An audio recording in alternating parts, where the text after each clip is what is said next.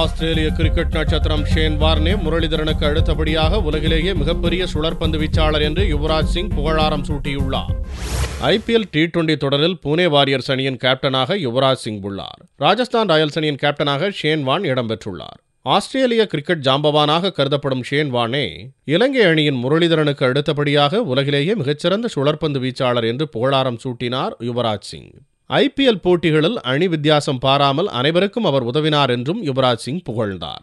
I think Shane Warne is, you all know, legend of the game, greatest spinner I have known with Muralidharan, and someone who also is a great captain who never got the opportunity to captain for Australia, but showed how good he is as captain in the IPL. And every time I meet him, there's a lot of learning from him. And he's a man who's always helping all the boys from all the franchises. Everybody goes and talks to him. He's always there for a chat. So he's been a great motivator and he's a great cricketer.